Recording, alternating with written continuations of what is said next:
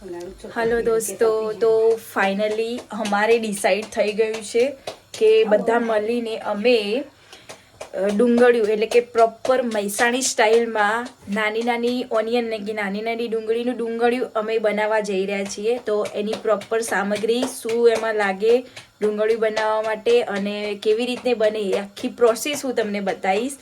અને પ્રોપર મસ્ત તીખું તમતમતું ડુંગળીયું અને બાજરીના રોટલા મજા પડી જાય, સાથે સાસ હોય અને સલાડ કે એવું કંઈક હોય તો બહુ જ મજા આવી જાય।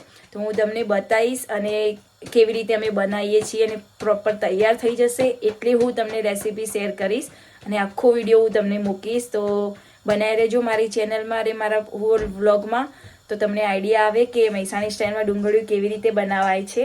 તો એક પ્લાનની મને ખબર પડી ગઈ છે, હવે નેક્સ્ટ જોઈએ કે આ લોકો કેમનું છે, બીજું પ્લાનિંગ આગળનું કેમનું છે। ચલો, અમારે ડુંગળીયું બનાવવાની તૈયારી સ્ટાર્ટ થઈ ગઈ છે।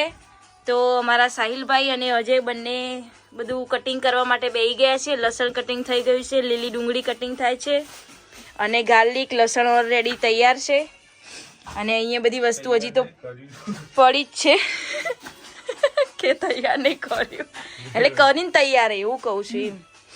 સરસ, તમે બધા જબર બેસી ગયા।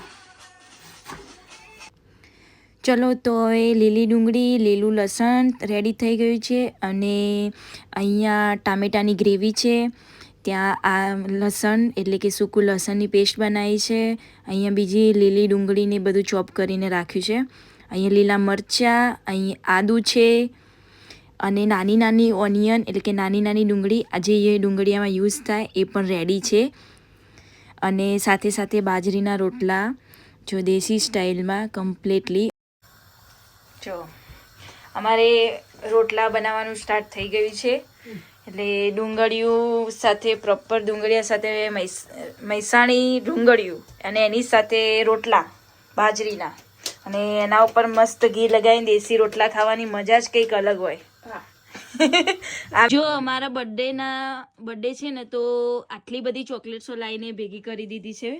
મને અચાનક મેં આવીને જોયું તો આટલી બધી ચોકલેટો પડી હતી બેડ ઉપર, આટલી બધી ખાઈને તો મને જો કે ડાયાબિટીસ થઈ જાય, એટલે હું ખાઈશ નહીં, આટલી બધી બધાને આપીશ।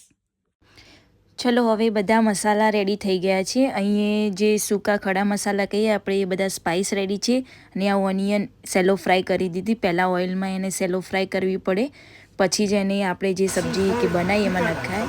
અને આ બધો મસાલાને એનો વઘાર થઈ ગયો અને સાઈડમાં ઓનિયનને પડ્યું છે। આ બધા મસાલા કમ્પ્લીટલી મસ્ત ચડી રહે પછી આપણે આગળ પ્રોસેસ કરીએ। ચલો, કમ્પ્લીટલી મસ્ત ડુંગળીયું બનીને રેડી થઈ ગયું છે અને હું તમને કહેવાનું ભૂલી ગઈ કે અંદર કાજુ અને દ્રાક્ષ બી નાખેલું છે અને મસ્ત રેડી થઈ ગયું છે।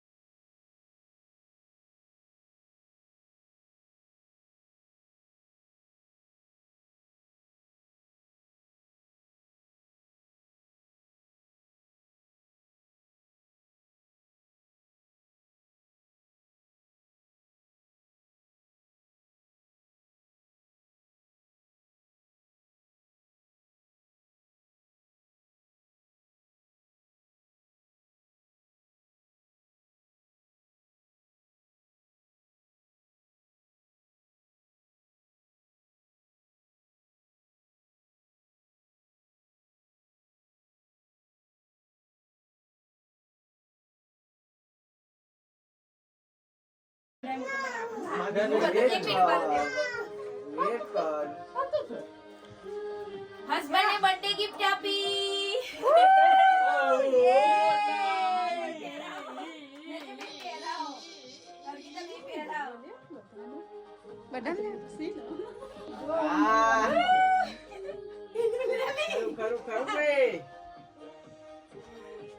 બર્થડે ગિફ્ટ ની રિટર્ન ગિફ્ટ કોણ છે?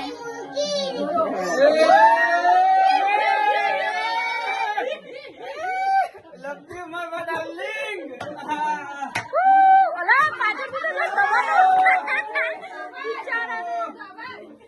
My favorite. હસબન્ડને ગિફ્ટ આપી અને અમે રિટર્ન ગિફ્ટ આપી